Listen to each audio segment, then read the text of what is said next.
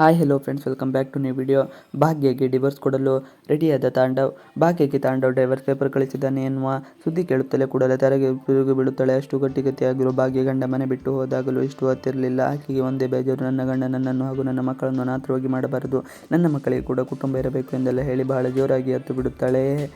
ತಾಂಡವ್ ಆಫೀಸ್ಗೆ ಹೋದ ತಂದೆ ತಾಂಡವ್ನನ್ನು ಕಂಡ ಕೂಡಲೇ ನಿನ್ನ ಜೊತೆ ಮಾತನಾಡಬೇಕು ಬಾ ಎಂದು ಕರೆದುಕೊಂಡು ಹೋಗುತ್ತಾರೆ. ಇನ್ನು ತಾಂಡವ್ ಮಾಡಿದ ಕೆಲಸದ ಬಗ್ಗೆ ಹೇಳುತ್ತಾರೆ.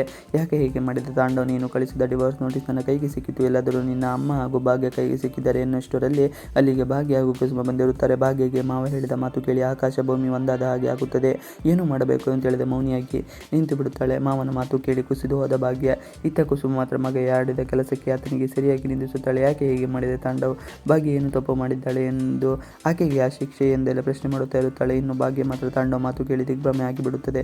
ತಾಂಡವ್ ಮತ್ತೆಗೆ ಭಾಗ್ಯ ಬಳಿ ಬಂದು ಕೈ ಹಿಡಿದುಕೊಳ್ಳುತ್ತಾನೆ. ಭಾಗ್ಯ, ನೀನು ನನ್ನನ್ನು ಅರ್ಥ ಮಾಡಿಕೊಳ್ಳುತ್ತೀಯ ಅಲ್ವಾ? ನಿನಗೂ ನನಗೂ ಸೆಟ್ ಆಗುತ್ತಿಲ್ಲ. ಈ ವಿಚಾರ ನನಗೂ ನಿನಗೂ ತಿಳಿದಿದೆ.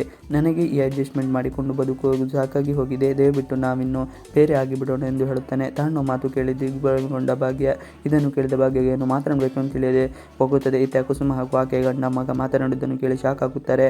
ಮಗನಿಗೆ ಚಿನ್ನದ ಹಾಗೆ ಇರುವ ಹುಡುಗಿ ತಂದು ಮದುವೆ ಮಾಡಿದ್ದೇವೆ, ಅವರಿಗೆ ಮುದ್ದಾದ ಇಬ್ಬರು ಮಕ್ಕಳು ಇದ್ದಾರೆ. ಆದರೆ ಇದೀಗ ಇಬ್ಬರು ಬೇರೆ ಬೇರೆ ಆಗುತ್ತಿದ್ದಾರೆ ಎಂದು ತಿಳಿದ ಕೂಡಲೇ ತಾಂಡವ್ ತಂದೆಗೆ ತೂಕ ತಡೆಯಲು ಆಗುವುದೇ ಇಲ್ಲ. ಭಾಗ್ಯಳನ್ನು ಕುಸುಮ ಸಮಾಧಾನ ಪಡಿಸುತ್ತಾ ಇರುತ್ತಾಳೆ. ಆದರೆ ಭಾಗ್ಯಕ್ಕೆ ಮಾತ್ರ ಏನು ಮಾಡಬೇಕು ಎಂದು ತಿಳಿಯದೆ ಮೌನಿಯಾಗಿದ್ದಾಳೆ. ಕಣ್ಣಲ್ಲಿ ಧಾರಾಕಾರವಾಗಿ ನೀರು ಸುರಿಯುತ್ತಿದೆ.